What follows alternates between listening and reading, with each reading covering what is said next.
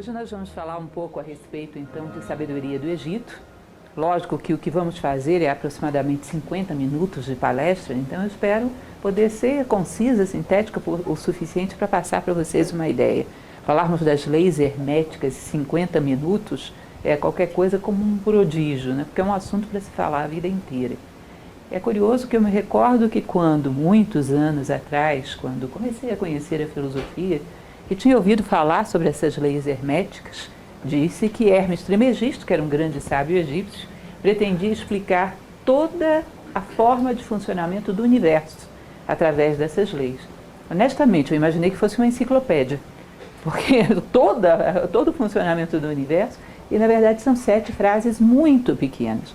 E obviamente, em se tratando de frases tão pequenas, os significados são muito profundos. É uma relação direta, uma dica, que não quer dizer que sempre seja correta, mas muitas vezes eu já verifiquei. Vocês verem que grandes sábios do passado é proporcional à sabedoria deles com a capacidade de síntese que tinham. Em geral, falavam muito pouco e queriam dizer muito. Contrariamente a autores, às vezes mais modernos, não tão sábios assim, que falam muito e quando você vai querer sintetizar não querem dizer quase nada. Então a gente não tem como esgotar, nem chegar perto de esgotar as máximas herméticas numa palestra de 50 minutos, isso é óbvio. Vamos dar para vocês uma primeira visão, uma primeira abordagem, para que vocês tenham uma noção do quão grande é aquilo que há para se saber. Todo mundo conhece aquela famosa frase de Sócrates, o filósofo grego, que ele diz que só sei que nada sei. E a gente acha isso uma coisa, bom, é engraçado isso, que sentido tem isso? Dizer isso com honestidade, só sei que nada sei, exige muita sabedoria. Em geral, a nossa petulância, a nossa vaidade acha que sabe muita coisa. Para você dizer só sei que nada sei, você tem que ter uma noção do tamanho daquilo que há para saber, que não é pouco. E falar isso, então, com conhecimento de causa, presume que você vislumbrou o universo de coisas que há para serem conhecidas. Cada vez que eu descubro um novo autor, cada vez que vislumbro um novo aspecto da filosofia tradicional, fico impressionada de ver o que há para saber. E cada vez mais a gente tende a perceber que sabemos mesmo muito pouco. Então esse vislumbre é que a gente pretende fazer hoje. Falar um pouco bem basicamente a respeito de Hermes Trismegisto. Essa figura é a figura do deus Tote egípcio, que é nada mais do que a transformação de Hermes Trismegisto num deus. Isso é muito comum em várias tradições, que um ser que foi muito impactante, muito especial, seja depois incluído no seu panteão. A Índia, aliás, é engraçado isso, porque a Índia e o Egito guardam uma certa semelhança no fato de que são civilizações repletas de deuses, onde tudo é sagrado. E há muito no meio de todas essas divindades seres que estão intermediários entre os deuses e os homens, que são seres humanos, mas já de alto grau. Os rishis indianos são assim também. Rishis são seres humanos quase que divinos, ou seja, eles vislumbram dentro do seu panteão uma continuidade do homem até Deus. Então nós vamos conhecer um pouco a respeito desse Hermes Trismegisto. Muito pouco mesmo, porque se vocês forem olhar do ponto de vista histórico hoje, a maioria dos historiadores acreditam que ele nem tenha existido. Que esse nome talvez tenha sido um nome genérico para vários sacerdotes, vários hierofantes, vários sábios. Eu acredito que o nome seja genérico, porque isso é muito comum. Vocês vão ver, para todo lado acontece isso. O nome não pertence a um único personagem, é uma série deles. Mas nem por isso deixa de acreditar que ele existiu. Por uma coisa muito simples, por um princípio ocidental, nosso, cristão, muito simples, que para mim me mostra isso de forma muito clara. Pelas vossas obras vos conhecerei. É um impacto histórico muito grande para ter saído do nada. Para alguém deixar algo que impactou tanto a história da humanidade, da forma como Hermes Trismegisto deixou, tem que ser alguém de uma estatura muito grande. Grandes revoluções históricas não nascem de ninguém, do nada, de compilação de opiniões. O homem é do tamanho do rastro que ele deixa no mundo. Então é muito difícil alguém me dizer que tantas obras fantásticas, Lao Tse é outro que se questiona, tantas obras fantásticas, por exemplo, no Lao Tse, o taoísmo saiu do nada. O Tao Te Ching saiu do nada. Não, tem que ter sido um homem do tamanho daquela obra. Porque qualquer homem não conceberia algo tão complexo e tão delicado e tão profundo. Então, particularmente do ponto de vista da filosofia, as duas coisas não se excluem. Deve ter tido um monte de Hermes Trismegistos, porque é um nome genérico. Trismegisto significa aquele 3 vezes iniciado, 3 vezes sábio. mas também deve ter havido um, que foi o grande mestre.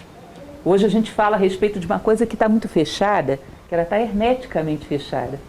Curiosamente, esse nome veio dos mistérios herméticos, porque ele era tão cuidadoso com o seu conhecimento, que se diz que só passava estritamente o conhecimento àquelas pessoas que tivessem uma base moral sólida para portá-lo. É o tipo da coisa que hoje fica complicado para a gente, na nossa vaidade, um pouco intelectual, entender. Parece que é restrição do conhecimento. Platão já falava sobre isso, que é melhor a ignorância absoluta do que o conhecimento em mãos inadequadas. O conhecimento exige uma base moral que garanta para que você vai usá-lo. A tradição hermética tem uma frase que é muito famosa, que diz que os lábios da sabedoria só se abrem aos ouvidos do entendimento. Então é um conhecimento transmitido realmente de boca a ouvido, de mestre a discípulo. Esse Hermes Trismegisto, a gente não pode nem falar a respeito de data, porque como se não se chega a um acordo nem se ele existiu, que dirá data. Agora existe um fato curioso que se comentava muito na época do Renascimento. Para quem conhece algumas catedrais renascentistas italianas, vocês vão perceber que de vez em quando aparece a figura de Hermes Trismegisto dentro dessas catedrais. Aliás, às vezes até antes, porque havia uma relação muito grande entre a alquimia medieval e o hermetismo. E normalmente os construtores de catedral eram alquimistas. É a chamada arquitetura real, arquitetura sagrada, eram alquimistas. E todos eles prezavam muito a figura de Hermes Trismegisto. Então eu mesmo pesquisando já achei umas 3 gravuras de vitrais de catedrais cristãs com a figura de Hermes Trismegisto. E uma delas, particularmente, que fica na Itália, dele dialogando com Moisés. Não sei exatamente em que fonte se baseou isso, mas diziam que ele teria sido mestre de Moisés. Se isso tem algum fundamento, eu não saberia dizer, mas a datação aproximada que se dá a Moisés é 1250 anos antes de Cristo. Então, se existiu um personagem, que creio que existiu, talvez tenha sido por aí, 1250 anos antes de Cristo. É uma curiosidade, porque se vocês imaginarem, na época, durante todo esse período, os próprios egípcios não tinham obra de Hermes Trismegisto nenhuma. Isso foi reservado e parece que passado de maneira muito secreta. Até que quando começa a entrar o período cristão, o iniciozinho ali da transição da Idade Média, começa, sabe-se lá por que cargas d'água, a aparecer algo da tradição hermética. Sobretudo 2 coisas que nós vamos ver, que é um conjunto de textos herméticos, que é chamado de corpos herméticos, que começou a circular muito secretamente pela Europa lá pelo século I, II. Curioso, né? Onde é que estava isso? Se vocês considerarem 1250 até 100 e poucos depois de Cristo, o que são isso? 14 séculos? E mais tardiamente ainda, um material que nós vamos ver já já, que é a chamada Tábua de Esmeralda, que essa começou a ser conhecida lá pelo século VII, 600 e alguma coisa. Então é interessante, gente. Vou contar para vocês uma coisa que acho que muitos já devem ter ouvido falar sobre isso. Os alquimistas medievais eram hermetistas. Sabe aquela história que a gente vê, que às vezes até ficou retratada um pouco na literatura infantil, deu origem um pouco ao imaginário sobre o mago Merlin, que são aqueles magos com aqueles chapéus pontudos, cheios de estrelas, e naqueles laboratórios estranhos, querendo transformar chumbo em ouro? Aquilo é uma imagem que provavelmente foi criada pelos próprios alquimistas. Para quê? Para fugir da Inquisição. Ajuda, Renata? Quer colocar uma aqui? Por quê? Motivos óbvios. Transformar chumbo em ouro não lhe dava fogueira.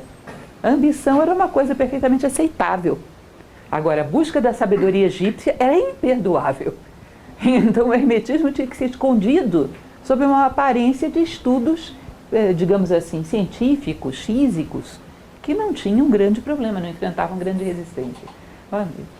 Então vocês vão ver que o chumbo que eles queriam transformar em ouro era o chumbo da ignorância no ouro da sabedoria. Para quem conhece um pouco, inclusive eu tenho uma palestra sobre isso, se tiverem curiosidade, no YouTube.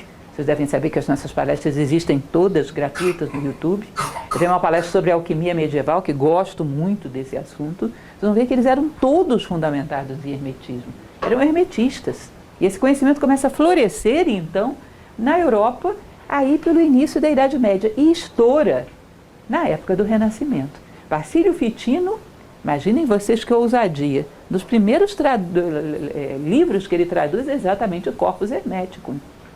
Ele traz à tona e dá conhecimento a esse corpus hermético. Era muito ousado. A chamada Academia Platônica de Florença, além de platônica, era hermetista também. Então há aí muito daquilo que foi trazido de Constantinopla, Bizâncio, que vocês sabem que houve esse contato muito forte aí na época em que houve a invasão dos turco-otomanos, muito que veio de lá era hermetismo. Porque aquilo que havia sido esquecido no Ocidente, no Oriente Médio, continuava vivo. Então houve várias fontes que trouxeram à tona, do próprio alquimia, do próprio contato com o Oriente Médio, o hermetismo egípcio. Nós podemos dizer que o Caibalion é um extrato das duas coisas, de corpus hermético e sobretudo de tábua de esmeralda, muito de tábua de esmeralda, que é um texto bem pequenininho, onde se extraiu, se sintetizou as 7 leis fundamentais de organização do universo. É bem ambicioso, né? 7 leis fundamentais de organização, sabe de quê? De tudo que você possa imaginar. Hermes Trismegisto diz, com essas 7 leis conhecerás tudo o que pode ser conhecido. Óbvio que aí deve haver várias chaves. Helena Blavatsky, que é uma pensadora brilhante do século XIX, ela dizia, um mito legítimo tem pelo menos 7 portas, 7 chaves. E você constata isso, que é uma coisa curiosíssima, gente. Peguem um livro muito simbólico, leiam agora, aí marquem a data na sua vida, daqui a 10 anos lê de novo. Se você, nesse ínterim, cresceu como ser humano, daqui a 10 anos vai te parecer que é outro livro. Recomendo, inclusive, guardar o mesmo exemplar, para você não achar que está lendo outra tradução, porque aquele que você leu não tinha isso, tinha, está lá marcado por você. Porque é impressionante como abrimos portas fora, quando abrimos portas dentro. Quanto mais dentro, mais fora. Isso é um princípio bastante curioso e que se verifica de fato. Né? Então esse é o nosso amigo, isso é uma escultura já bem tardia, ninguém faz a mínima ideia de como era Hermes Trismegisto. A escultura já da era cristã, essa já é uma réplica, era cristã não, isso é anterior, é 5 séculos antes de Cristo, mas é uma réplica do que teria sido alguma lembrança remota de Hermes Trismegisto. Aqui nós temos também uma réplica da Tábua de Esmeralda, onde se colocam frases muito enigmáticas e algumas das máximas do Caibalion estão aí. Como eu falei para vocês, no Corpus Hermeticum, e também se diz que o livro dos mortos egípcio teria sido feito com uma profunda influência de Hermes Trismegisto. Agora vamos entender o que é livro dos mortos egípcios, que nesse nome não tinha, diga-se de passagem. Livro da saída da alma à luz, o livro da oculta morada, não era um livro, era um conjunto de conhecimentos e preceitos mais transmitidos pela tradição oral que diziam o que acontece com o homem após desencarnar. Agora, os egípcios tinham uma visão que nós podemos tê-la também, porque continua muito atual, de que o maior mal do homem é o esquecimento. Então eles diziam, não adianta a gente conhecer tudo isso, quando chegar próximo da morte vamos esquecer tudo. Então cada vez que uma pessoa tinha necessidade de relembrar, queria garantir que não esqueceria, mandava escrever o seu livro dos mortos. Então vocês vão ver que o que a gente conhece, quando você pega a edição do Livro dos Mortos, que por sinal tem uma bela introdução de Carl Jung, que gostava muito desse livro, o Livro dos Mortos, ele tem uma série de vinhetas que são uma compilação de vários papiros que foram encontrados em múmias, em geral de escribas, de Anne, de Nu, de um monte de gente. Isso foi compilado, as histórias são parecidas, similares, mas não é um livro. É uma compilação desses papiros que foram encontrados junto ao peito de vários desses escribas mumificados. Tá? Você mandava escrever o seu livro dos mortos, para garantir que você não esqueceria. O que você tinha que relembrar antes de chegar diante do peso do coração do morto, que era o aduate, o que você tinha que falar na sua confissão negativa, o que você tinha que implorar ao seu coração. Aqueles que queiram, ali na entrada, inclusive a gente tem um pedaço de um desses papiros, que é aquela imagem maravilhosa do peso do coração do morto. E depois, quando se chegava diante de Osíris, Ísis e Néfites, os 72 juízes do Amente, enfim, uma história complexa com muitos detalhes. E depois disso, o que acontecia para quem reencarnava, para quem não reencarnava. Então isso era um lembrete que cada um reescrevia para si. Porque o Livro dos Mortos mesmo, como tradição, assim como a história de Ísis, Osíris e Horus, tudo isso era tradição oral. Era compilado eventualmente em paredes de templos e em papiros de pessoas particulares que não queriam esquecer disso. certo? Agora diz que quem organizou os mistérios no Egito foi Hermes Trismegisto. Então essa é a tradição oral. Você deve ter ouvido falar, por exemplo, fazendo ponte com a Índia, que os Vedas, sobretudo o Rig, só foram ter redação em cerca do sexto século antes de Cristo. Isso era algo que tinha que ser memorizado pelos brahmanes. Em geral, quando há preocupação de escrever um livro sagrado, é exatamente porque as pessoas estão com medo de esquecer, já não confiam tanto assim na sua memória, têm medo de distorcer os conhecimentos. Então é melhor reduzi-los a algo escrito do que esquecer tudo. Porque livros sagrados em épocas áureas dessas civilizações era uma profanação escrever, era uma redução. A palavra nunca consegue refletir tudo. E olha que estamos falando de uma linguagem muito mais rica do que a nossa. As línguas hoje são muito pobres. Aí era uma linguagem, o hieroglifo era uma linguagem muito rica que podia expressar muita coisa que já não podemos mais. Mas ainda assim se considerava uma redução. Tá?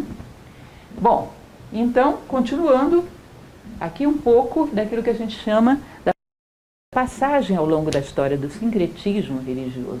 Imaginem vocês, Hermes Trismegisto, um homem, um grande sábio, um hierofante, um sacerdote, daquilo que se chamava dos mistérios, das iniciações egípcias. Não se preocupem que já já eu vou explicar um pouco essa ideia da iniciação. E a representação que foi feita dele depois da morte, que é um íbis, exatamente esse aspecto do bico fino, que é capaz de se introduzir num formigueiro e escolher a formiga que ele quer, a capacidade do discernimento. Inteligência vem de intelegere, escolher dentre, discernir, separar o bom grão, como se diz popularmente. Esse discernimento, essa inteligência, ele é o escriba dos deuses, seria aquele que anotaria as leis divinas para os homens, e sempre a representação dos deuses muito parecida, né? Com a chave Anki na mão, aquele bastão, que é o bastão de Anubis, ou Ash, que é o que enxerga na escuridão, para que ele pudesse descer aos homens e transmitir o conhecimento. Então isso foi a representação de Hermes Trismegisto como um deus. Dentro da tradição egípcia fazia todo o sentido. Agora pensem que interessante, esse Deus, esse escriba, esse senhor do conhecimento, que transmite as leis do céu para a terra, os gregos tinham grande consideração por ele. Os gregos tinham grande consideração pelo Egito. Vocês sabem que Platão andou pelo Egito, um grande filósofo tinha que ter passado pelo Egito. Era uma questão fundamental. Mas os gregos sabiam que se eles colocassem uma deidade com essa aparência, para os gregos não significaria nada. Porque a mentalidade de um grego é muito mais racional do que o egípcio, que é muito mais intuitivo. Então o grego ele adapta o espírito de Hermes Trismegisto para uma figura que já seria muito mais compreensível para o grego, que é a figura de Hermes, o deus que comunica também, o deus mensageiro, que comunica céu e terra, que é esse nosso amigo aqui, que depois vira Mercúrio em Roma, o deus que carrega esse bastão ou caduceu na mão, que representa o próprio homem, esse caduceu, o aspecto físico, psíquico e espiritual, que quando se alinham se torna uma ferramenta na mão de um deus, do nosso próprio Deus interior.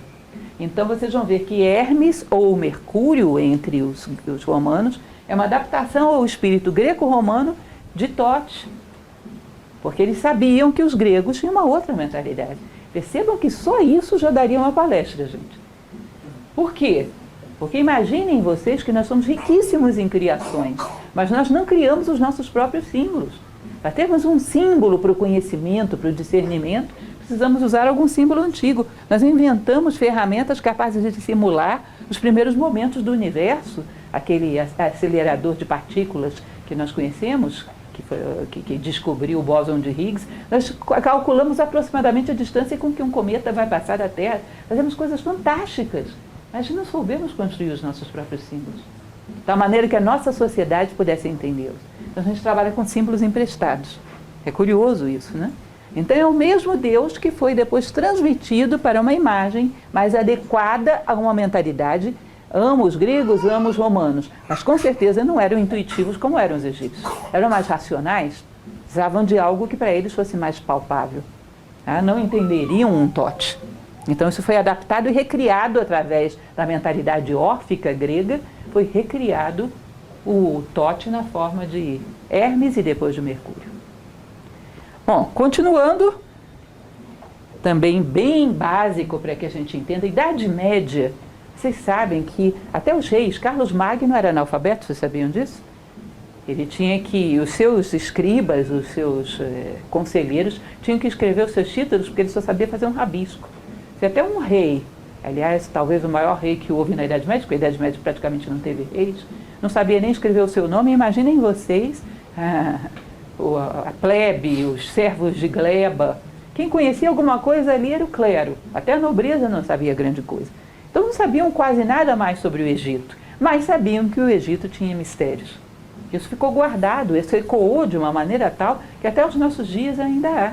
Acho que toda vez que aparecia alguma pessoa estranha, que eles achavam que era meio bruxo, rondando ali os feudos, eles diziam, deve vir do Egito.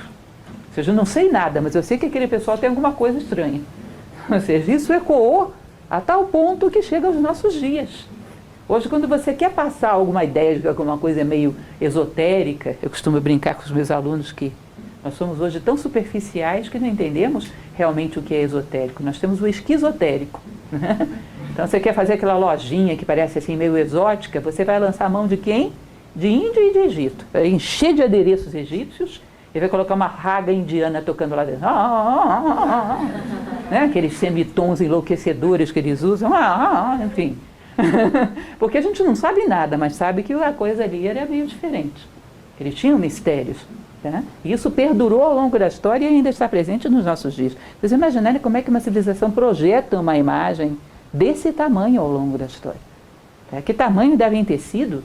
No Cairo eles dizem, o homem teme o tempo, mas o tempo teme as pirâmides.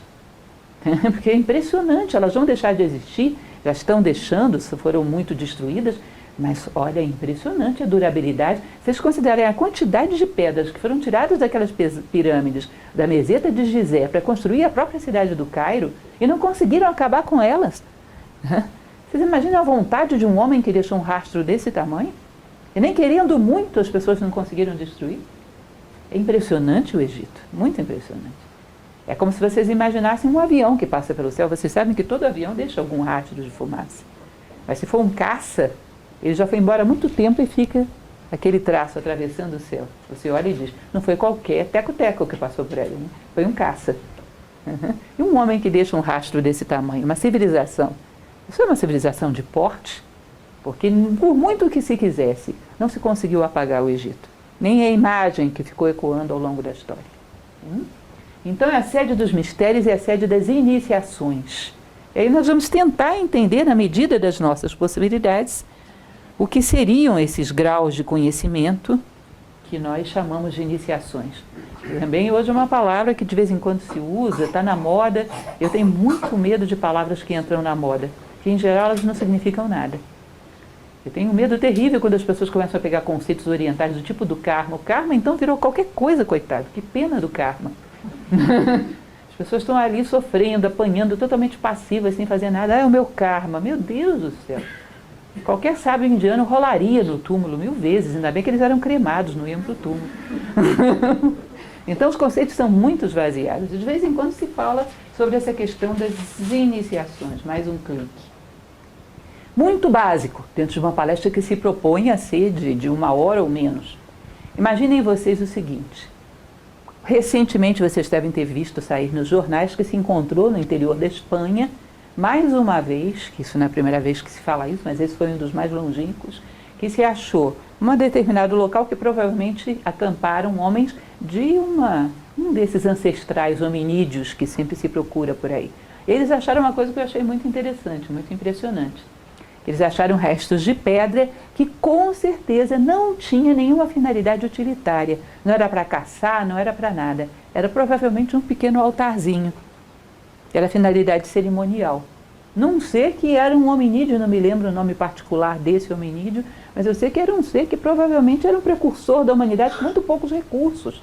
Mas já sabia reconhecer e simbolizar de alguma forma a presença do sagrado no universo. Isso não é impressionante?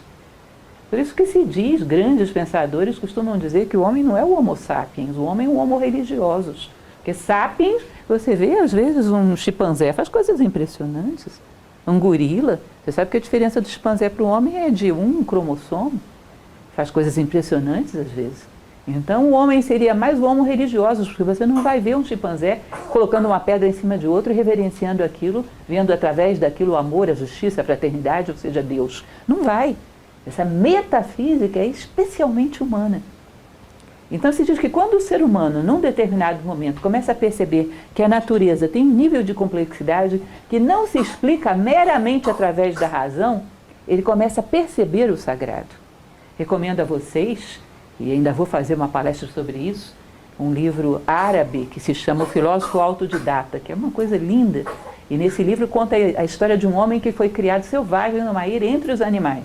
Ele passando por esses estágios sozinho, observando a vida, a complexidade da vida e chegando à conclusão, não, existe Deus, não é possível. Impossível. Começa a perceber as leis que harmonizam as coisas, começa a perceber que as coisas não são casuais e percebe, existe algo além daquilo que eu vejo. Existe algo nos bastidores da vida, algo além do físico, algo metafísico. E começa a representar simbolicamente isso e se prostrar diante disso. Diz que isso é um primeiro estágio importantíssimo para o ser humano. Ele começa a perceber o sagrado na natureza. Agora, Deus está lá e eu estou aqui. E eu o reconheço e sou humilde diante dele, eu me prostro diante dele. Num determinado momento, o homem continuando nesse processo, avançando nessa direção, ele começaria a perceber que o sagrado não está lá e ele está aqui. O sagrado está lá e está aqui. Porque existem atributos divinos dentro dele. Ele vê essa justiça na natureza, mas ele vê essa justiça dentro dele. De vez em quando um flash dessa justiça se manifesta. Ele vê essa sabedoria fora, mas de vez em quando ele vê essa sabedoria dentro. Ele às vezes se surpreende de ver a beleza das ideias que ele é capaz de ter, a beleza dos atos de amor, a beleza dos atos de fraternidade. Em determinado momento ele começa a perceber, bom, se eu conhecer profundamente a mim mesmo, eu posso entender um pouco de Deus. Homem, conhece-te a ti mesmo e conhecerás o universo e os deuses. Delfos na Grécia, né?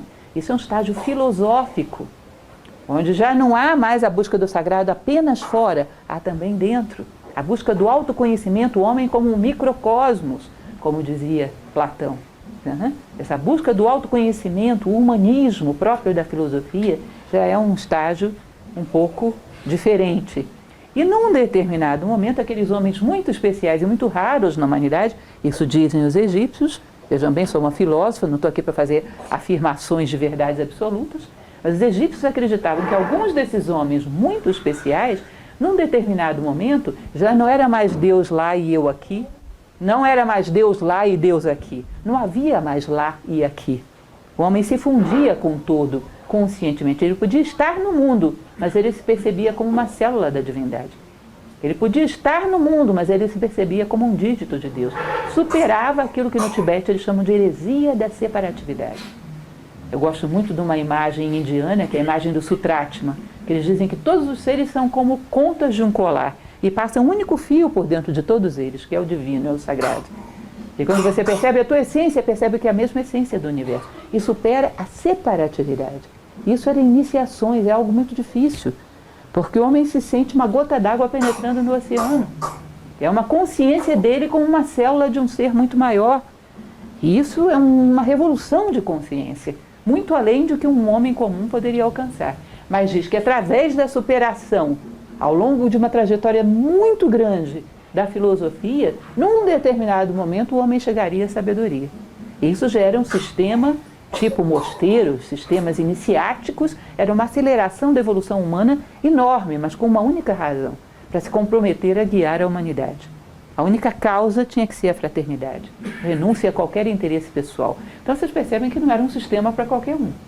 Mas se diz que havia alguns homens que alcançavam esse grau, e chegavam de fato à sabedoria plena. Esses eram os mestres iniciados. E Hermes Trismegisto teria sido um desses. Agora, cá entre nós, Grécia herdou isso. Eleusis era um centro iniciático. Samotrácia, que influenciou até Roma, era um centro iniciático. Se diz que Filipe, pai de Alexandre Magno, e Olímpia, sua mãe, se conheceram dentro de Samotrácia, o mistério dos Cabiros. Ou seja, isso houve em vários lugares. Na Índia nem se fala. Essas chamadas escolas iniciáticas perduraram aí na história, até que num determinado momento não havia mais, digamos, ambiente histórico para isso. Para quem gosta, por exemplo, de Christian Jacques, que é um romancista histórico de muito nível, eu gosto muito das coisas dele, tem um dos seus livros que ele fala sobre Philae, que é o último dos templos egípcios, a última das escolas iniciáticas egípcias que foram fechadas. Quando já não havia mais como o Egito resistir a tantos invasores, a tanta decadência histórica. Então chega um determinado momento que fecha mesmo, some. Mas Em certas civilizações isso era público. Na Grécia todo mundo sabia onde ficava Eleusis, todo mundo sabia onde ficava Abidoso no Egito. Mas quando chega a um nível de materialismo muito grande, o conhecimento tem que ser reservado, para que a ambição humana não o profane. Porque o conhecimento, quando é demais, colocado na mão de um homem muito imaturo, é como uma faca na mão de uma criança. Só pode causar danos a ele próprio. Então se reserva o conhecimento.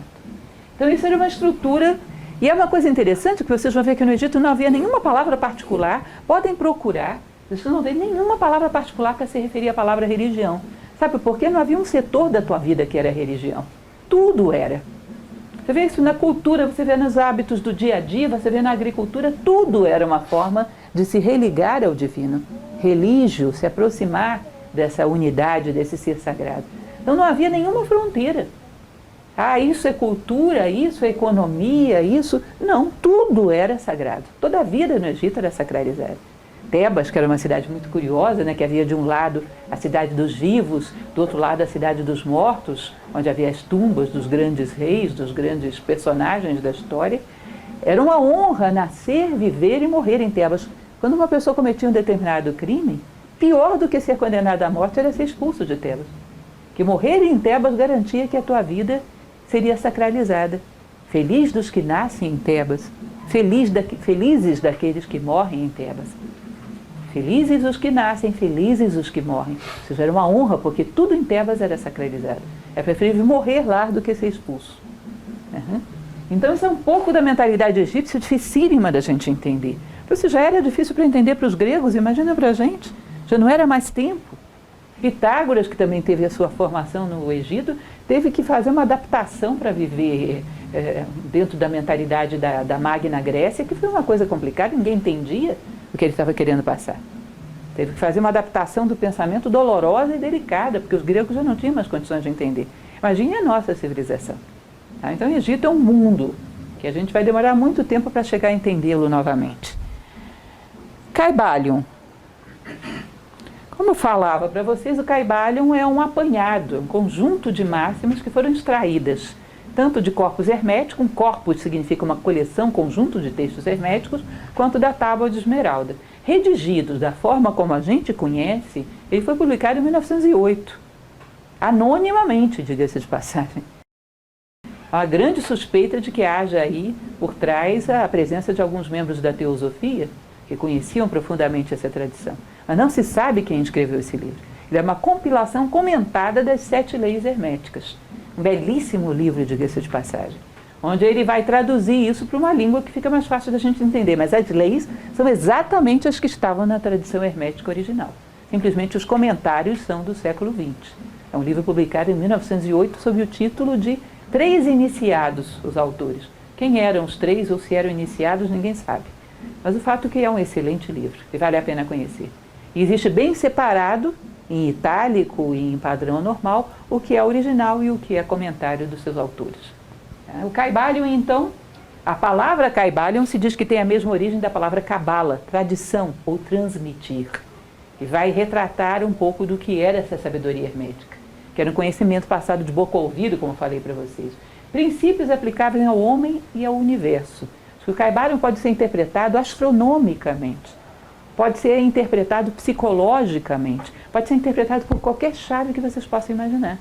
Pegam, por exemplo, descendo para uma coisa que é mais próxima de nós, os 12 trabalhos de Hércules. Vocês sabem que ali tem uma chave psicológica de autoconhecimento sensacional, mas vocês sabem também que os 12 trabalhos de Hércules falam da trajetória do Sol, passando pelas 12 constelações do Zodíaco. Tem uma chave astronômico-astrológica também, e muitas outras. Chaves de interpretação, possibilidades. Então a gente se reduz em geral ao psicológico, que é o que dá para a gente entender. Como eu falei para vocês dessa frase, os lábios da sabedoria estão cerrados, exceto para o ouvido do entendimento. E vamos às leis, enfim, né? Vamos conhecer as 7 máximas herméticas. A primeira delas, bastante conhecida, é o princípio do mentalismo. O todo é mente, o universo é mental. Clara, evidente e indiscutivelmente a teoria das ideias de Platão.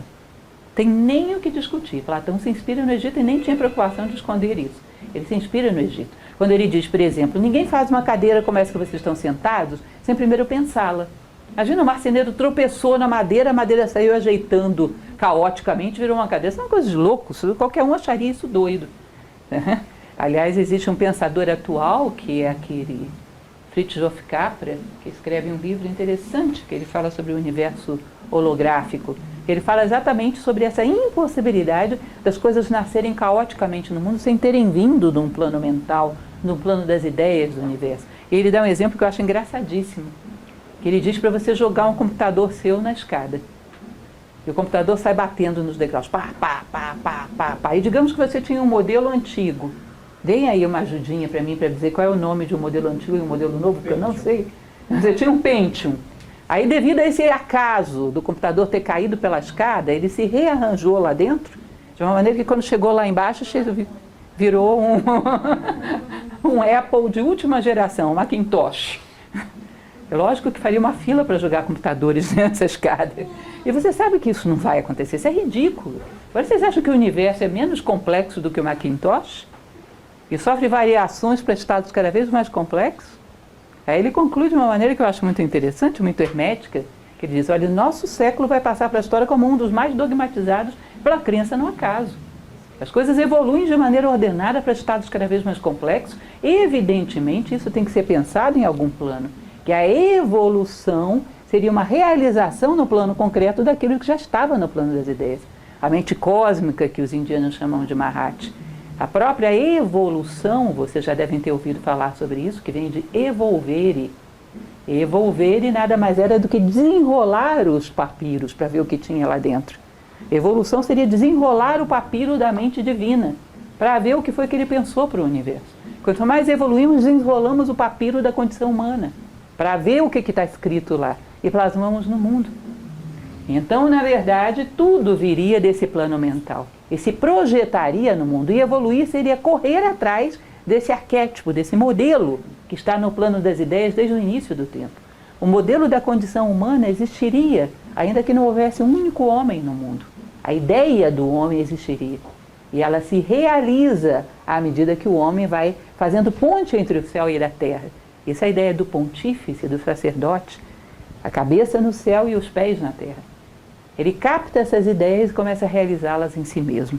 E começa o processo da evolução. E se ele evolui, tudo à sua volta evolui também. Porque as suas obras acompanham o seu porte, a sua estatura, o seu tamanho como ser humano. Se não evolui o homem, não adianta, não vai evoluir nada. As coisas vão se tornar utilitariamente mais modernas, mas não profundamente mais conhecidas. A gente vai ter mais know-how, saber como, mas não vamos saber por quê. Então essa é a ideia do mentalismo, continuando um pouquinho mais com ele. O próprio universo seria uma criação da mente do todo. Fica essa discussão enorme que hoje existe dentro da astronomia, né?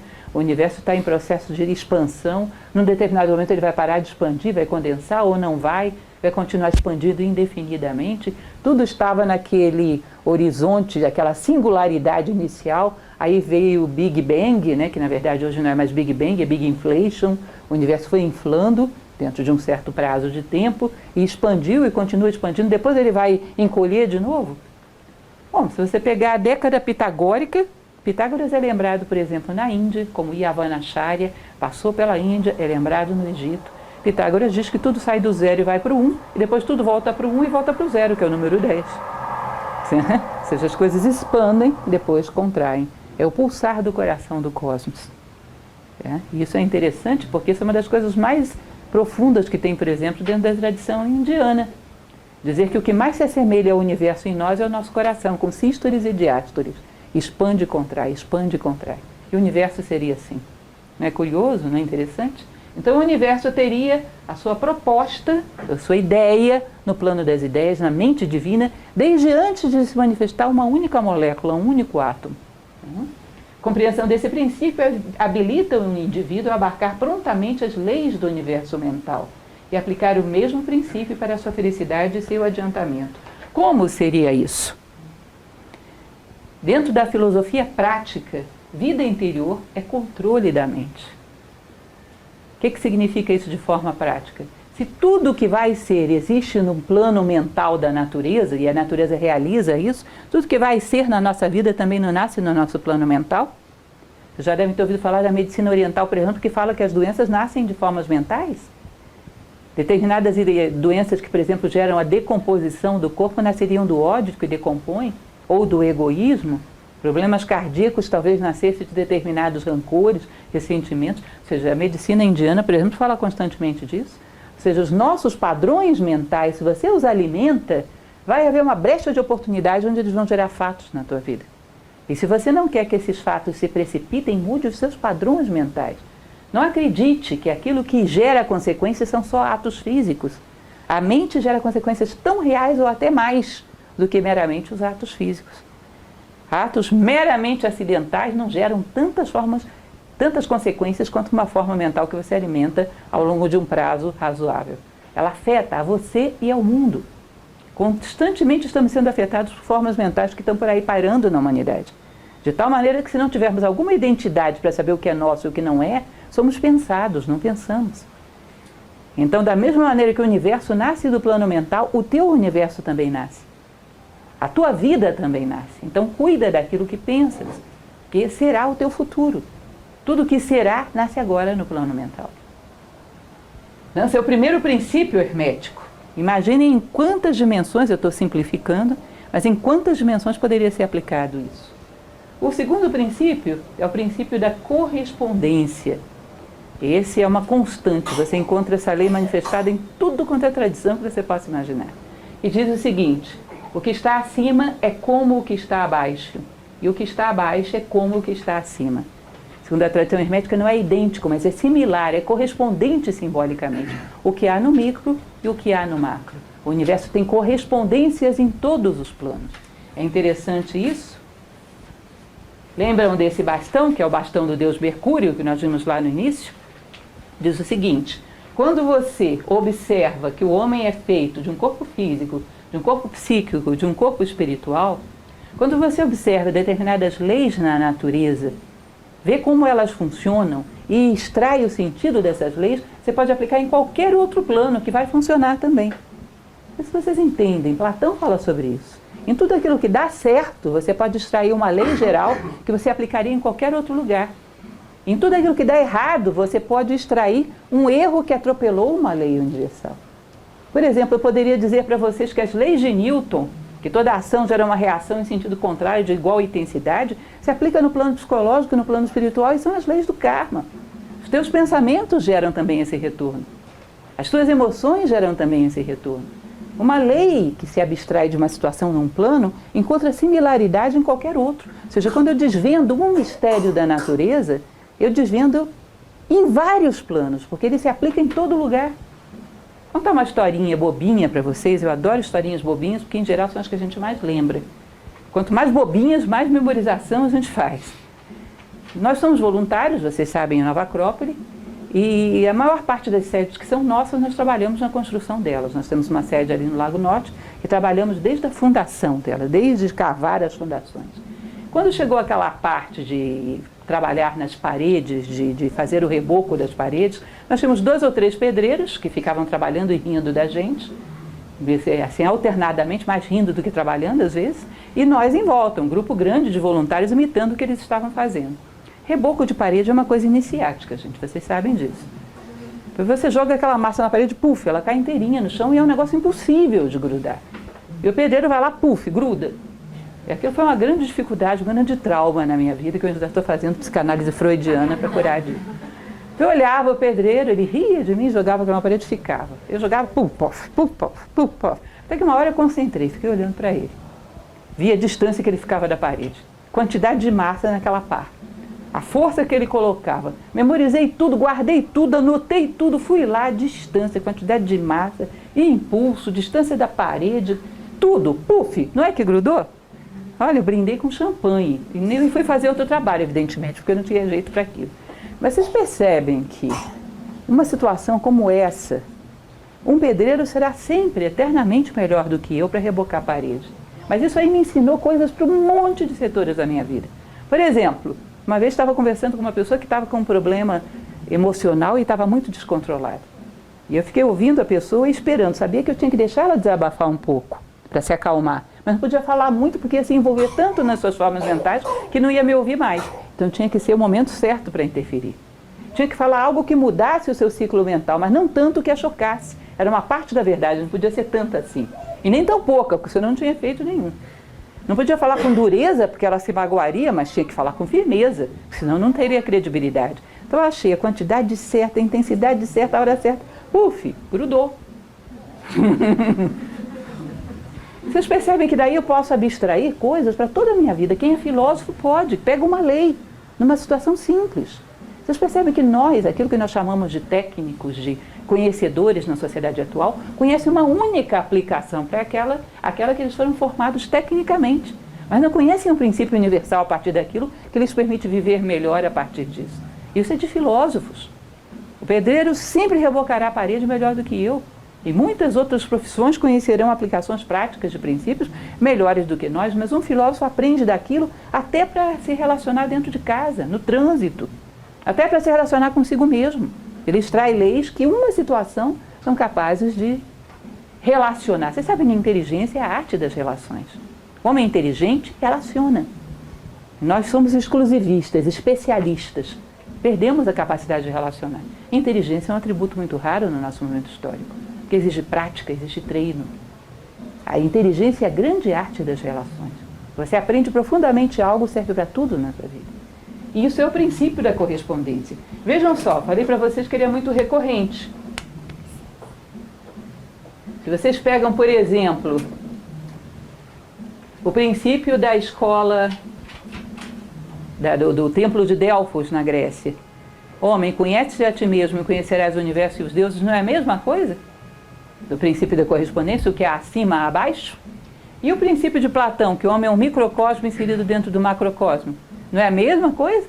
E se você pegar, por exemplo, o princípio bíblico de que Deus fez o homem à sua imagem e semelhança? A mesma coisa. Eu costumo falar do princípio cabalista, que também é interessante, que o nome de Deus, Yahvé, representa, se você coloca na vertical, cabeça, tronco e membros do homem. Ou seja, o homem é o nome de Deus projetado no espaço-tempo. Vocês percebem que é a mesma ideia replicada para tudo quanto é canto? É impossível que tantos povos tenham feito um complô para enganar a gente.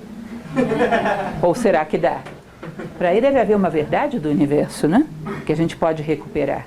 Tá? Esse é o princípio da correspondência. O terceiro princípio, é lindo esse, que é vibração. Heráclito, lá na Grécia, falava algo muito parecido, muito depois, né? Nada está parado, tudo se move, tudo vibra. A gente faz um relógio de quartzo e ele funciona por quê? Porque o quartzo vibra. Aquele que trabalha com construção civil sabe que tem que considerar a expansão e a contração dos materiais da sua construção. Tudo vibra. E se diz que o universo, vocês já ouviram falar de uma coisa chamada nome interno? Nome interno, que era muito usado esse tipo de conceito nessas civilizações mais tradicionais, é o nível de vibração da tua consciência. É o que você realmente é. Imagine, por exemplo, quando uma moto vira a chave, que faz aquele barulhinho tão tradicional e tão agradável. Some, né? Não sumiu, saiu do nosso espectro auditivo. Saiu da intensidade de vibração que a gente percebe. A mesma coisa é com a luz. Chega um certo aspecto de vibração que a gente já não enxerga mais, mas ela continua. O universo, o nome interno das coisas, tem a ver com o parâmetro vibratório que elas têm. Para a tradição egípcia, a coisa é mais ou menos assim, ó.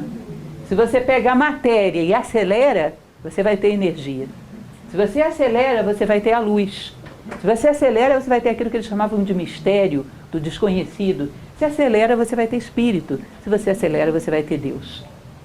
Acho que o universo, ele se mede pelo nível vibratório em que está. A tua consciência vibra num determinado patamar.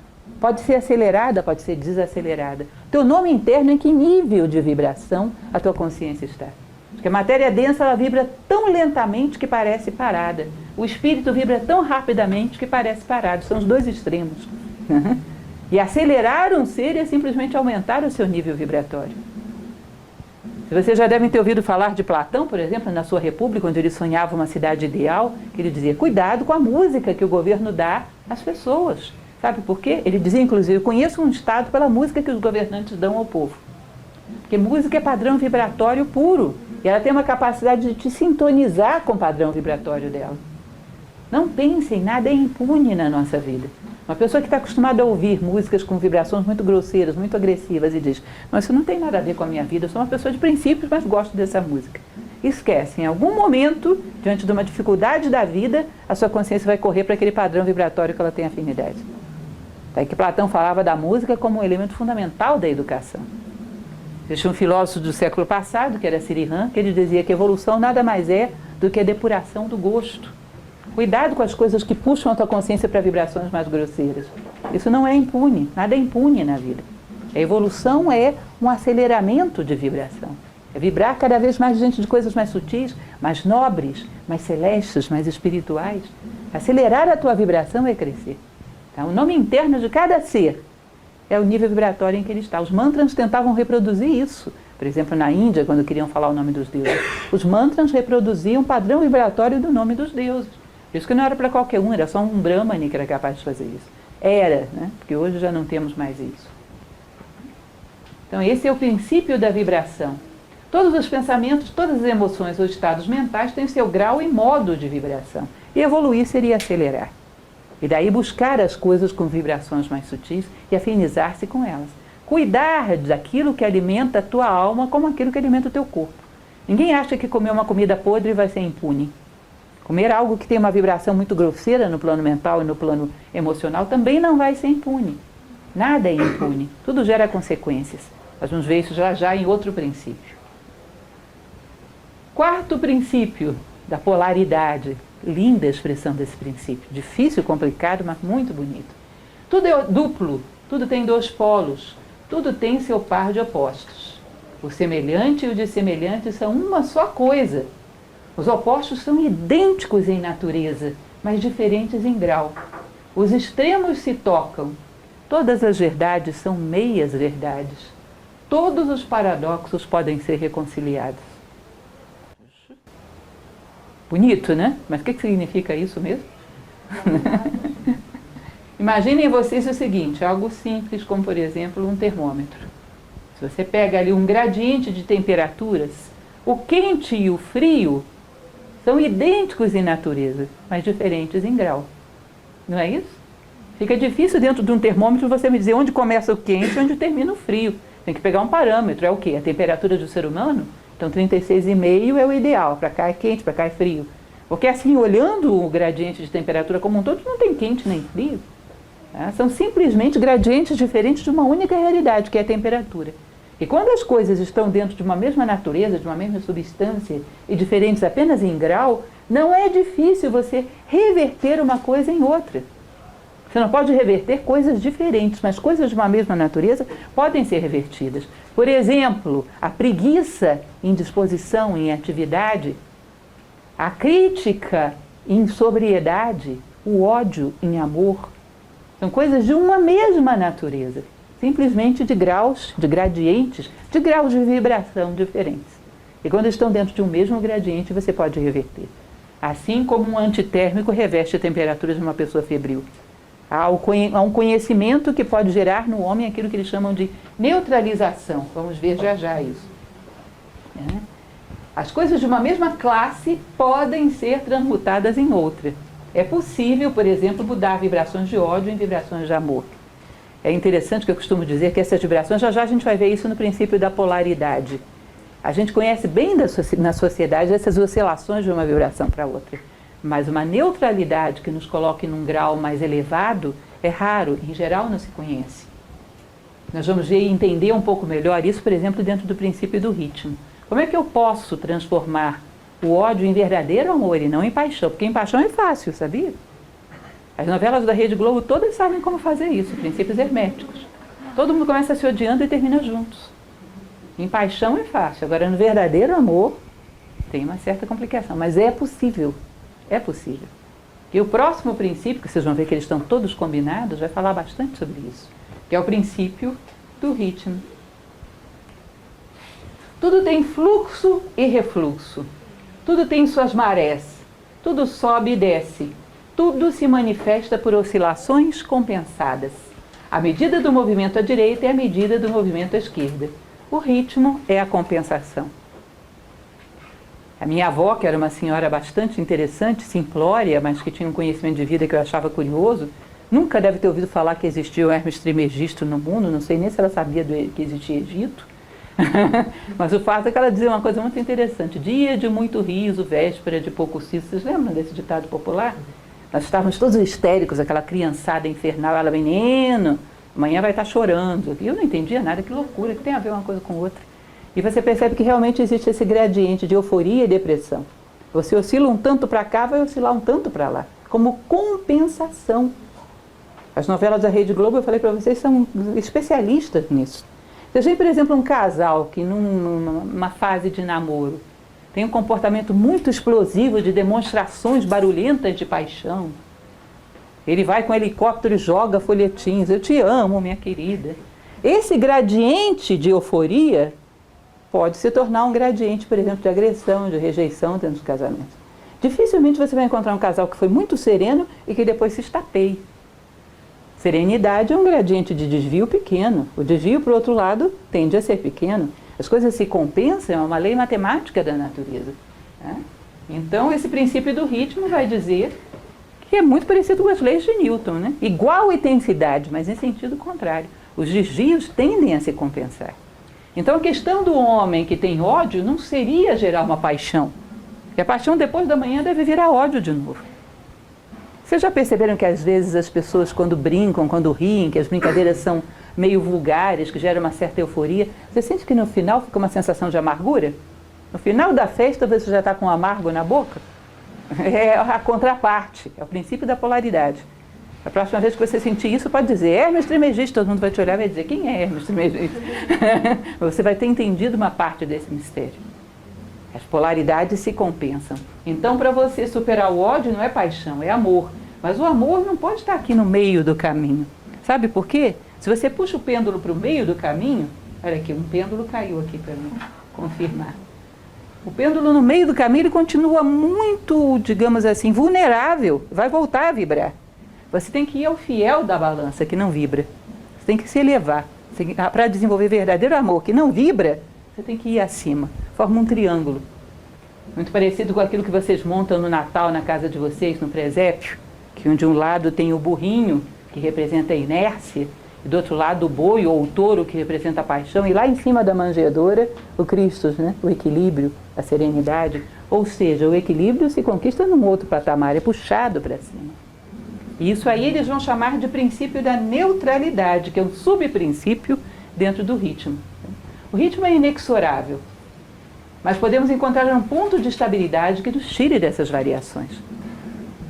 Se vocês acreditam que houve homens que amaram verdadeiramente a humanidade, para quem é cristão, Cristo, para quem é budista, acredita no Buda, enfim, tantos seres que entraram para a história da humanidade, se esses homens amaram a humanidade, que é provável, como é que o amor deles se manifestava? Não era sereno, sóbrio e duradouro? Não era um amor lá de cima, do fiel da balança?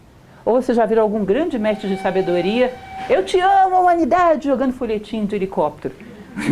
É sóbrio, duradouro, profundo, garante a si mesmo, não sofre oscilações, não se contradiz, ou seja, vai para o fiel da balança. Não há como acabar com as oscilações, mas podemos minimizar as suas influências sobre nós, que é a neutralização. Nós vamos já ver como é que é isso. O princípio da compensação, sem excessos. Esses dois rapazinhos aqui mostram isso. Um rapazinho e uma mocinha, né? Estão brigando pelo ursinho de pelúcia. Aí você vai lá e tenta conciliar a briga. Como é que você vai conciliar essa briga se você também deseja o ursinho de pelúcia para você? Vai ser uma terceira pessoa brigando pelo ursinho de pelúcia, você não vai conciliar. Mas se você superou os teus desejos, superou essa necessidade de experiência, se você é um adulto maduro e equilibrado, você subiu um degrau, você neutralizou os desejos desse patamar. E agora pode harmonizar lá embaixo.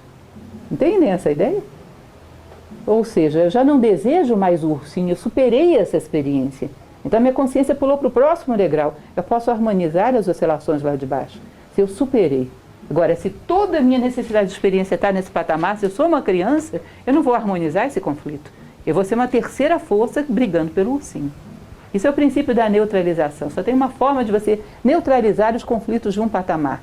Porque esses conflitos, essa oscilação faz parte da lei. Você não pode cancelar a lei, mas você pode se colocar num outro patamar, para já não ser mais atingido por aquela lei naquele patamar. Vai haver outras leis aqui, então você vai cada vez mais subindo e neutralizando até que nenhum desejo te atinja, até chegar à sabedoria. A neutralização significa crescer para dominar os fatores que estão te atingindo nesse patamar.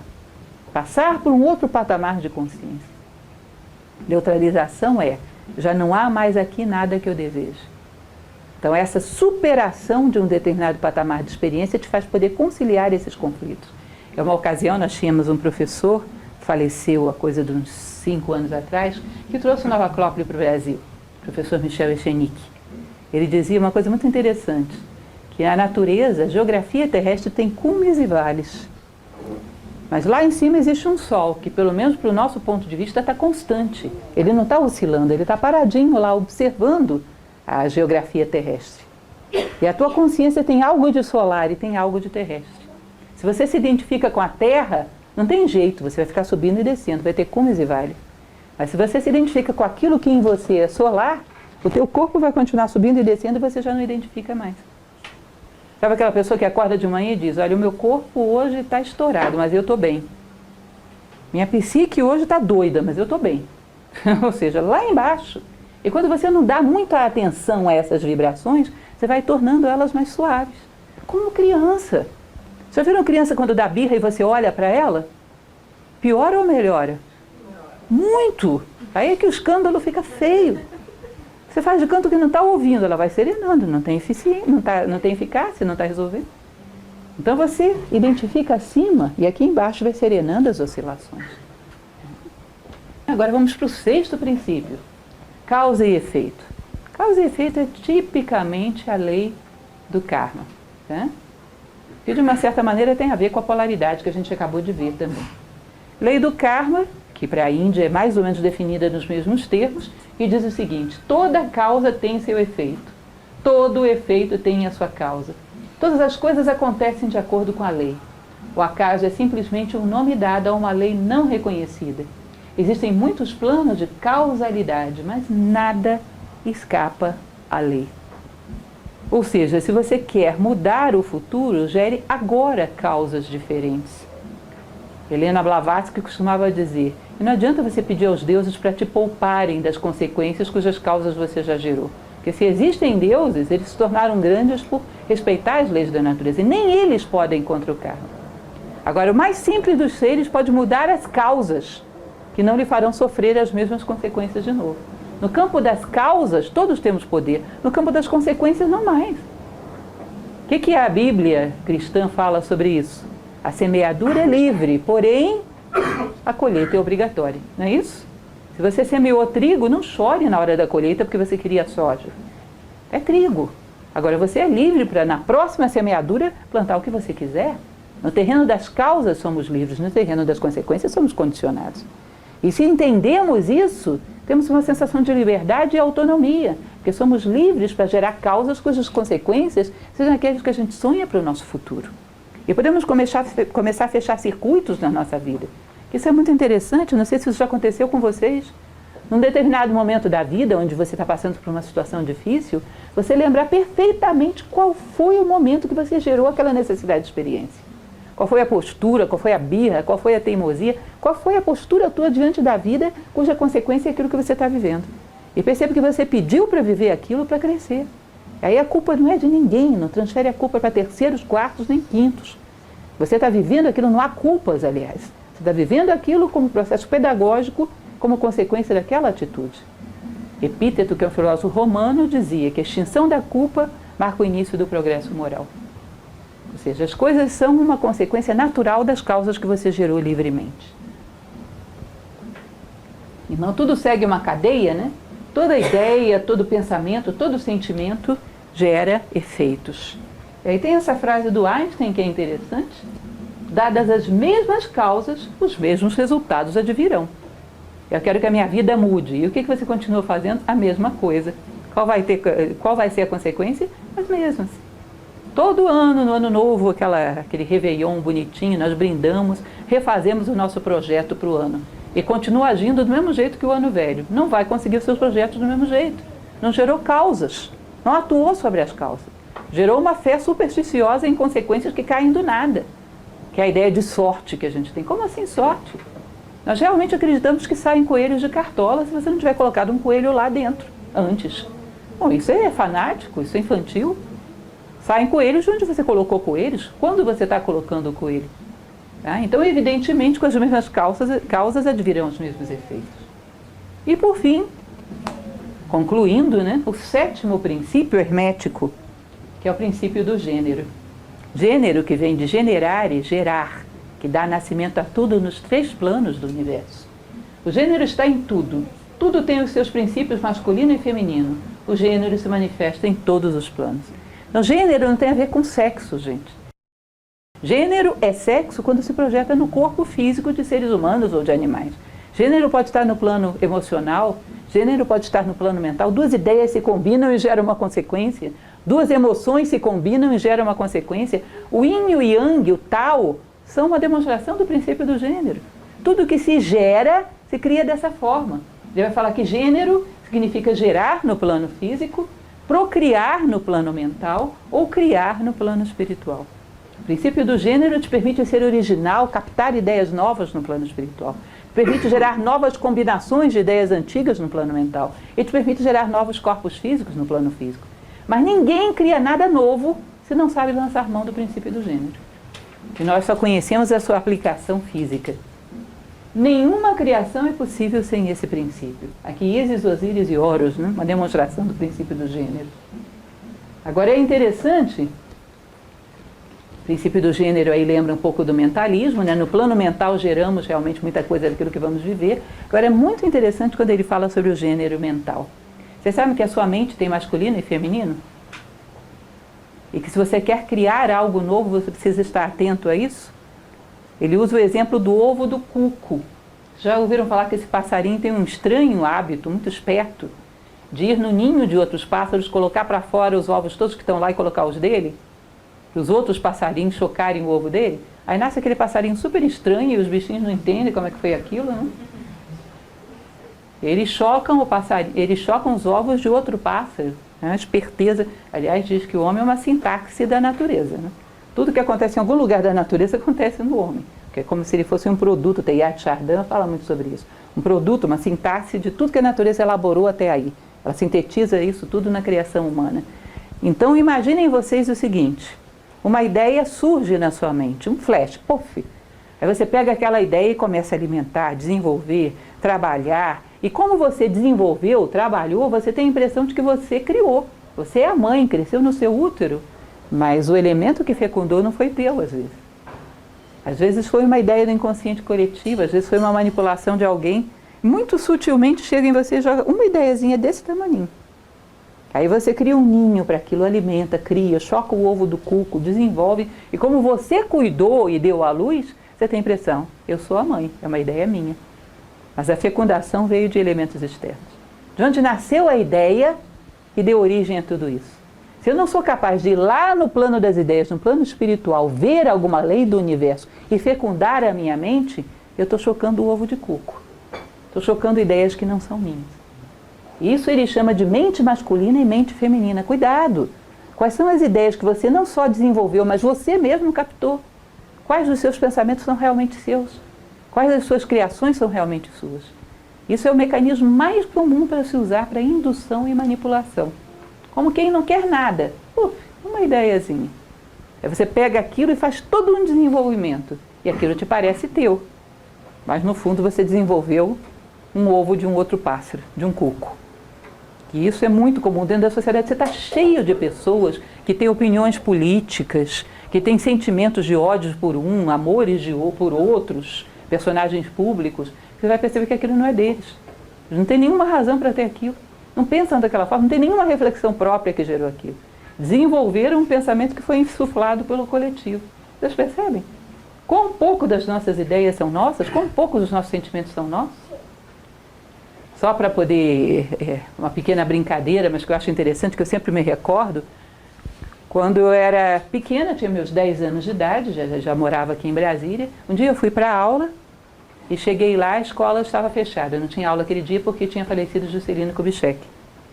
Aí eu voltei para casa e encontrei um coleguinha meu no meio do caminho, da 5ª série também, vinha saltitante. Eu cheguei para ele e disse, olha, não vai ter aula hoje. Ele me olhou, por que não vai ter aula? Eu falei, ué, porque morreu o Juscelino Kubitschek. A cara dele, aí ficou consternado. Era pura dor. Aí de repente ele levantou para mim e perguntou assim, ele era da 5ª série? Toda vez que eu vejo uma pessoa demonstrando rejeição, paixão, ódio por personagens, eu lembro do Juscelino da 5ª série. A pessoa não sabe nem do que está falando, não sente realmente nada por aquilo. A gente usa os sentimentos e os pensamentos como entretenimento. Nenhum deles é nosso. É só para dar um chantilly, para dar sabor à vida. Não são teus. E sentimento não é brincadeira. Se você brinca com os sentimentos, nunca os terá, serão sempre emoções superficiais. O que você realmente ama? O que realmente te provoca dor? O que realmente você pensa dos outros seres humanos? Você refletiu sobre isso? Você criou isso? Senão você só teve a mente feminina. O princípio da geração não funcionou ainda, você não criou nada, não gerou vida. Nenhuma ideia tua é realmente tua. E assim você não tem como realizar a tua identidade. Dar o teu recado ao mundo. Dizer a que veio, que isso é possível quando você cria a sua própria identidade. Fecunda a sua própria mente. Entendem essa ideia? Isso para mim ficou como um ícone. Sentimentos e pensamentos coletivos são o Juscelino da 5ª série. Porque realmente é muito assim. Muito pouco temos de autêntico. Muito pouco que realmente comunica ao mundo aquilo que viemos comunicar. Nossa verdadeira identidade. E por último, existe uma recomendação final no Kybalion, que eu acho muito bonito, que nada mais é do que aquela frase de Helena Blavatsky que diz: honrai as verdades com a prática. Ele diz o seguinte: guardai-vos da avareza mental e expressai em ação aquilo que aprendestes.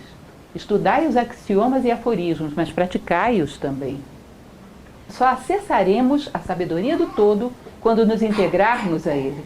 O conhecimento é, como a riqueza, destinado ao uso. A lei do uso é universal, e aquele que viola esta lei sofre por causa do seu conflito com as forças naturais. Ou seja, conhecimento gera compromisso. Se você não quer se comprometer com a vida, com a humanidade, com a sua própria vida, não queira conhecer. É melhor não saber. É como você imaginar que você sabe nadar e passa por uma piscina e tem uma pessoa se afogando. Você tem responsabilidade de ajudar aquela pessoa. Se você não sabe, não. Seriam 2 se afogando, não tem nenhum sentido. Conhecimento gera compromisso. E se você quer o conhecimento, queira o compromisso. Porque só tem esse sentido. Conhecimento sem compromisso é vaidade. E você jamais conhece de fato as coisas antes de se comprometer com elas e vivê-las.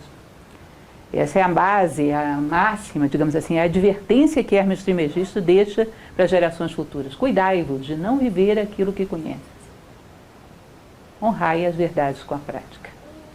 Bom, basicamente, como falei para vocês, esses são os elementos para vocês conhecerem mais ou menos do que se trata.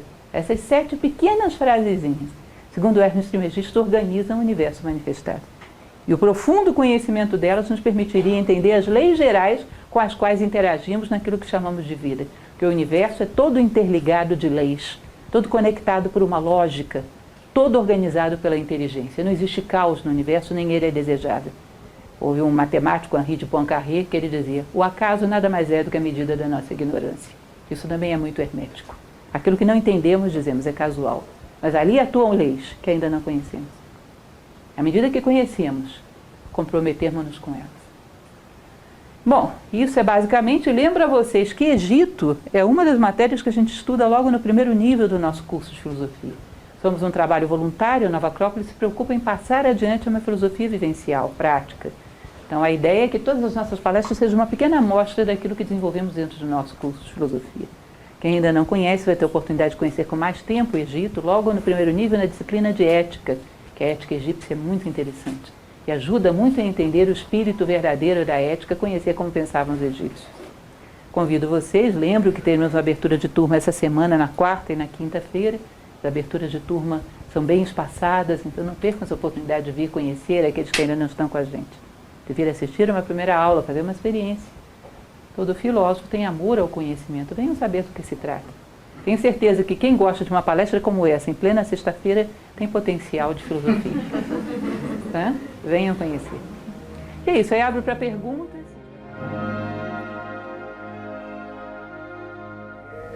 Você falou assim em relação à questão das, por exemplo, determinadas debilidades, assim, eu fiquei pensando, existem coisas que muitas vezes prostram a gente, e também a atenção que a gente dá a isso, aquela lá, o exemplo da criança, né, brigando, se você entrar no mesmo nível dela, você vai entrar ali e puxar o ursinho também.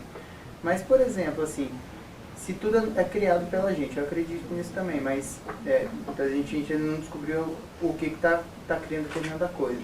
Mas, por exemplo, se eu sou afetado por uma enxaqueca, por exemplo, e aquilo me prostra, e eu fico com dificuldade de sair daquilo, é porque eu estou dando atenção demais àquilo ou não, sabe? Eu estou dando um exemplo bem físico, assim, bem... Mas, assim, em relação a qualquer outra coisa, né? Que está te prostrando. Cada caso é um caso. Quando você tem um mal físico, como, por exemplo, uma enxaqueca, que é uma dor intensa, durante a enxaqueca não tem muito o que filosofar. É realmente se cuidar. Mas saindo dela, fora do ciclo da enxaqueca, você pode tentar entender quais são os gatilhos que te levam a determinadas formas mentais que desenvolvem os sintomas.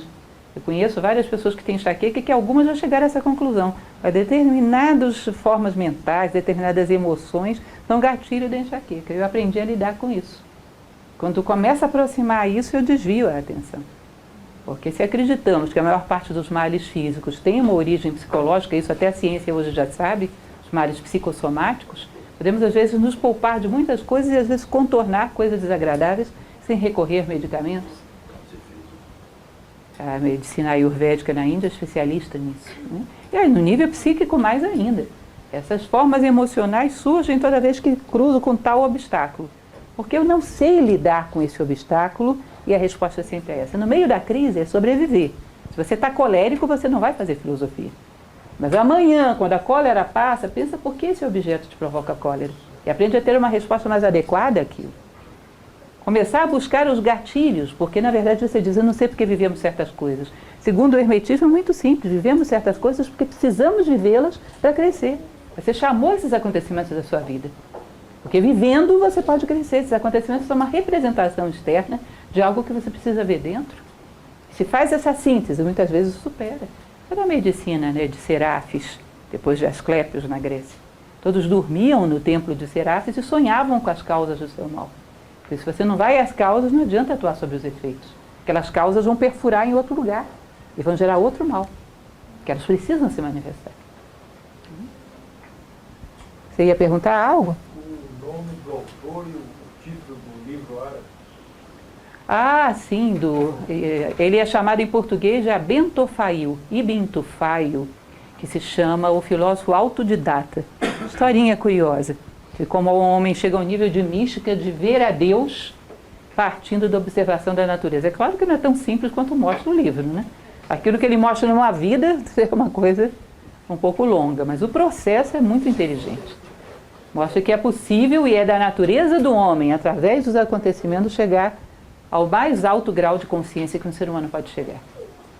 É um belo livro, bem interessante. Eu gosto de citar essas obras para vocês perceberem que a filosofia, o amor à sabedoria, esteve com o homem em todos os tempos, em todos os locais. Isso é um livro árabe do século XII. Muito, muito bonito. Pode falar. Sobre essa questão do gênero, você falou da mente ter feminino e masculino, não ficou muito claro também essa relação com sentimentos e pensamentos não autênticos? O que seria feminino e masculino? Pensamentos e sentimentos não autênticos é aquilo que teve alguém que colocou a semente lá. A semente não é tua. E você trabalhou para o desenvolvimento dela, adubou, fertilizou, e quando nasce a planta se diz, é meu filho. Não é, quem colocou a sementinha lá não foi você. O masculino é a sementinha, tanto do plano mental quanto do plano astral. É sementinha. E o feminino é o útero que desenvolve, dá vida, alimenta, dá à luz aquilo. Quem foi que pôs a sementinha ali? Às vezes uma pessoa passa por você minutos, ela consegue te infiltrar um sentimento ruim, um pensamento negativo. Depois você passa ali 2, 3 dias elaborando aquilo e não percebe que partiu daquela fagulha. Às vezes é uma pequena crítica, uma maldadezinha, né? Você viu tal coisa? Pronto, não fala mais nada, só se viu tal coisa. E você passa uma semana com raiva. Já viram isso? Sementinha. E fui eu, não foi você. Você só alimentou. A semente não é tua. Existem teóricos que dizem que a nossa civilização está passando de um modelo neurótico de relacionamento para um psicótico, quando a lei depende do prisma de quem vê. O que você acha disso? Eu acho que é bem provável, porque nós vivemos uma tendência à relativização de tudo. Hoje é muito difícil você falar, por exemplo, de certas coisas dessas sem que haja uma pessoa ou outra que diga isso era só os egípcios que pensavam assim, isso é relativo, isso para mim não vale. O desconhecimento de leis gerais, de princípios gerais e tudo interpretado através de uma subjetividade torna impossível que o ser humano aprenda do passado. Então nós aprendemos do passado para construir aviões, para construir automóveis, para construir prédios, para construir homens, não. Achamos que podemos fazer sozinhos. E que aquilo que é bom para o Hermes Trismegisto não é bom para mim, tudo é relativo. Eu comentava com os meus alunos, um dia desses aqui mesmo no Lago, que eu comentava que uma vez uma pessoa foi numa palestra minha, onde eu falava das virtudes do herói, e dizia, olha, essas virtudes são muito relativas. Até a lei da gravidade é relativa perto de um buraco negro. Eu acredito, mas eu não sou um buraco negro, eu sou um ser humano. A lei da gravidade é muito absoluta para mim, se eu me atirar pela janela, eu vou ver. Então, homens é o que sois, como dizia Chaplin. Então, como homens, há leis que para nós são gerais. Da mesma maneira que os princípios da aerodinâmica para uma nave, para um automóvel, os princípios herméticos para um ser humano. Esses princípios que ajudam a construir o homem. E um que tem uma frase muito interessante que ele fala sobre isso, que é mais fácil você partir do zero e construir uma nave que te leve à Lua, do que partir do zero e construir um conhecimento que te leve ao interior de si mesmo. Excessiva relativização dos valores humanos, todo mundo quer aprender tudo. A consertar um televisor, você vai fazer um curso técnico. A construir um aparelho, você vai a um curso superior. Mas para construir a sua própria vida, um menino de 12 anos acha que sabe e não aceita palpites de ninguém. Não é assim? E tudo é relativo. É muito complicado, muito complexo você construir alguma construção humana, porque todo ser humano vai ter que começar do zero. É como se você todos os dias amanhecesse com uma amnésia e tivesse que construir a sua vida no prazo de um dia, sem considerar tudo que você viveu anteriormente. É como se as nossas gerações fossem assim. Amanhecessem todas com amnésia e começassem sempre do zero. Lidamos com certos elementos que talvez já haja uma experiência de vida aí que poderia ser herdada, e nós começamos sempre do zero, com uma animalidade, com uma brutalidade que já éramos para ter considerado, não é? E continuamos sempre no mesmo ponto. Tá? Isso é um fato. Nós estamos quase que passando por uma sociedade esquizofrênica. Tudo gira à volta de si próprio e todas as coisas são feitas para atingi-lo particularmente. Tudo tem a ver com o pessoal. Tudo é pessoal. Nada é universal. Não somos capazes de ver nada que se refere à humanidade como um todo. Tudo é pessoal. Isso é uma excentricidade. É como se fosse o princípio da polaridade, a perda do centro. Uma excentricidade que vai se tornando cada vez, o pêndulo vai vibrando tanto que perde o contato com o centro. É um tipo de patologia quase que coletiva no nosso mundo externo. Você vê isso como arquitetado por uma entidade, alguma coisa assim? Não, eu vejo necessidade de experiência dos seres humanos. Vão ter que sofrer um pouquinho. Nietzsche, num livro chamado A Genealogia da Moral, ele diz que a natureza só tem duas maneiras de fazer você aprender alguma coisa. Ou através da reflexão, que você pode, mas se você não quer, através da dor. A dor é uma forma de gravar com ferro e fogo as verdades da natureza que você não quer ver. Necessidade de experiências do ser humano escreve a história. Você precisa viver um materialismo muito grosseiro, vai ter que vivê-lo, como é que a gente vai evitar? Aquelas pessoas que são um pouco mais maduras, às vezes, percebem isso em relação aos filhos.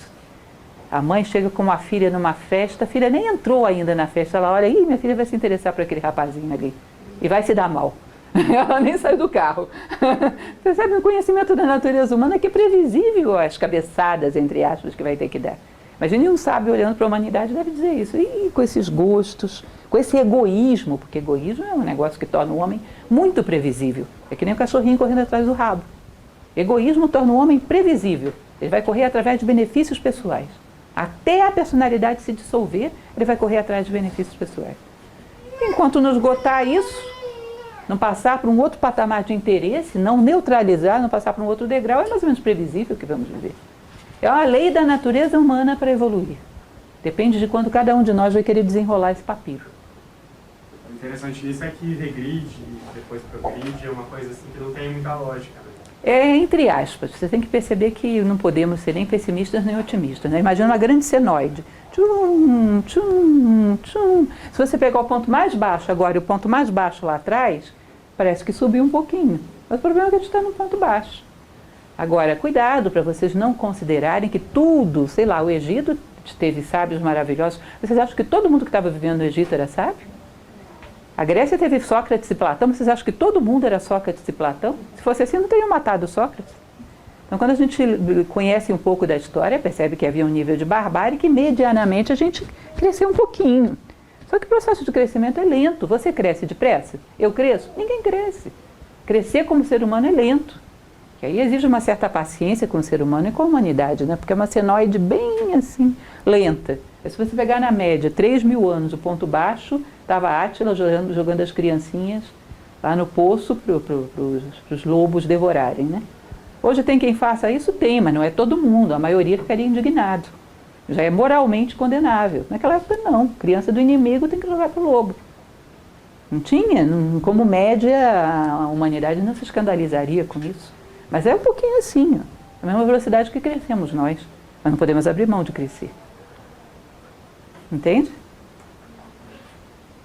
É bom de vez em quando você pega bons romancistas históricos, o próprio Christian Jacques é assim, Steven Pressfield, ele tem um livro muito bonito, que chama Tempos de Guerra, que ele conta como era a Grécia no tempo de Sócrates. Gente, era dureza. Não pensa que todo mundo era sábio na Grécia? Tinha sábios, mas não eram tantos assim. Já passamos por momentos muito duros. É que considerar isso e ter uma certa lucidez, nem tanto ao mar, nem tanto à terra. Progredimos, mas um pouquinho assim, é lento. É muito difícil pensar assim, né? Porque as coisas acabam cegando os nossos olhos. Tanta barbaridade, tanta crueldade, a gente acaba vendo que só o lado lamentável da humanidade. Com certeza, porque até a nossa indignação já é um sintoma positivo. Não devem ter sido tantos assim que se indignaram com Sócrates tomando a cicuta. Hoje você tem uma boa quantidade de humanidade indignada com o Estado Islâmico, por exemplo. É assim, ó. Temos que ter paciência com nós mesmos e com a humanidade. Acreditar na humanidade, acreditar em nós mesmos e não deixar de trabalhar. Porque para isso viemos. Isso é nosso sentido na Terra. Trabalhar para a nossa evolução e a evolução da humanidade. Perder a esperança no ser humano é o pior que pode acontecer ao homem. Não tem chance. Não cresce nem ajuda ninguém a crescer. Então, o pessimismo é uma falácia. Tem que ter cuidado com isso. Mais alguma dúvida, gente?